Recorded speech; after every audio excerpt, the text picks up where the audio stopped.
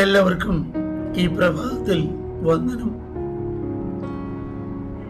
യോബിന്റെ പുസ്തകത്തിൽ നിന്ന് യോബിന്റെ ചില അറിവുകൾ, ദൈവത്തെക്കുറിച്ചുള്ള തൻ്റെ അറിവുകളാണല്ലോ നാം ചിന്തിക്കുന്നത്. അതിൽ കഴിഞ്ഞ പ്രഭാതത്തിൽ യോബിന്റെ ഒന്നാമത്തെ അറിവ്, ദൈവത്തെക്കുറിച്ചുള്ള ഒന്നാമത്തെ തൻ്റെ അറിവ്, എൻ്റെ വീണ്ടെടുപ്പുകാരൻ ജീവിക്കുന്നു എന്നുള്ളതാണ്. മറ്റുള്ളവരുടെ മുമ്പിൽ യോബിന് ഇനി നഷ്ടമാകാനൊന്നും ബാക്കി ഇല്ല.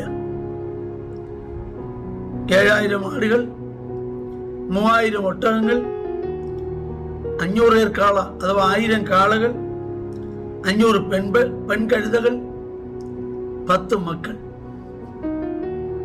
ഇനി എന്താണ് നഷ്ടമാകാനുള്ളത്? എന്നാൽ യോബിന്റെ അറിവ്, സ്വത്ത് നഷ്ടമായെങ്കിലും ദൈവത്തെക്കുറിച്ചുള്ള തന്റെ അറിവ് നഷ്ടമായില്ല. രണ്ടാമതായി യോബിന്റെ അറിവിനെ കുറിച്ച് നമ്മൾ മനസ്സിലാക്കുന്നത് യോബിന്റെ പുസ്തകം 30-ാം അധ്യായം 23-ാം വാക്യം.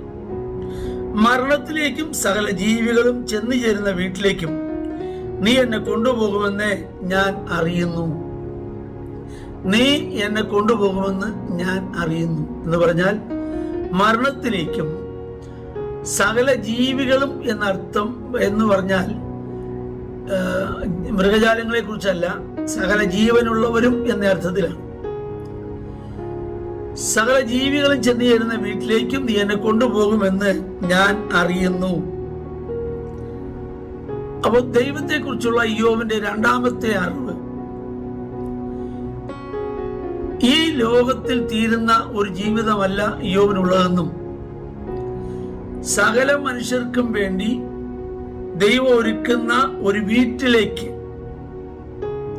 എന്നെ കൊണ്ടുപോകും എന്നുള്ള ഒരറിവ് യോബിന് ദൈവം നൽകിയിരുന്നു, യോബിനുണ്ടായിരുന്നു. അത് ദൈവമാണ് കൊണ്ടുപോകുന്നു എന്നുള്ള അറിവും തനിക്കുണ്ടായിരുന്നു. നമുക്കറിയാം, തിരുവെഴുത്ത് നാം പഠിക്കുമ്പോൾ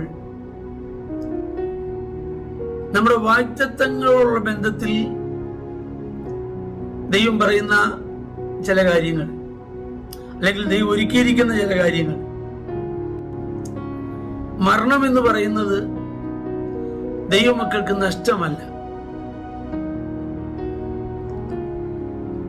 മരണത്തെക്കുറിച്ച് അറിവില്ലാത്തവർക്ക് അത് നഷ്ടമായി പോയാലും അറിവുള്ളവർക്ക് അത് നഷ്ടമേ അല്ല. അതാണ് ശലോമോൻ പറയുന്നത്, വിരുന്ന് വീട്ടിൽ പോകുന്നതിനേക്കാൾ വിലാവ് വീട്ടിൽ പോകുന്നത് നല്ലത്. അവിടെയല്ലോ സകലരുടെയും അവസാനം. ശലോമോന്റെ ഭാഷയിൽ ഒരു ചിന്തകൻ പറഞ്ഞത്, death day is the birthday of eternal life. മരണ ദിവസം എന്നത് നിത്യതയ്ക്കായി പിറന്നു വീഴുന്ന ജന്മദിവസമാണ്.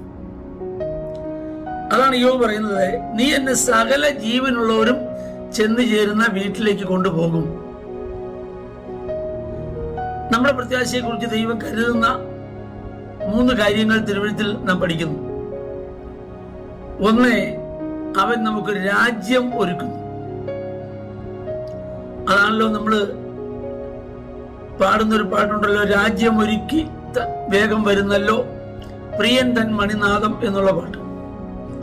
അപ്പോൾ അവൻ നമുക്ക് വേണ്ടി ഒരു രാജ്യം ഒരുക്കുന്നു. 2, അവൻ നമുക്ക് വേണ്ടി ഒരു നഗരം ഒരുക്കുന്നു. 3, യോഹന്നാൻ സുവിശേഷം 14-ാം അധ്യായം പറയുമ്പോൾ അവൻ നമുക്ക് വേണ്ടി ഒരു ഭവനം ഒരുക്കുന്നു. ഈ 3 വിധത്തിലാണ് ദൈവം നിത്യത നമുക്ക് ഒരുക്കിയിരിക്കുന്നത്. 1, ഒരു രാജ്യം, ആ രാജ്യത്തിൽ ഒരു നഗരം, അവിടെ ഒരു വീട്. യോബിന്റെ കാഴ്ചപ്പാട്, യോബിന്റെ അറിവ്, ദൈവത്തെക്കുറിച്ചുള്ള അറിവ് ഉണ്ടാകുമ്പോൾ തന്നെ നിത്യമായ വാസസ്ഥലത്തെ കുറിച്ചുള്ള അറിവ് യോബിനുണ്ടായിരുന്നു.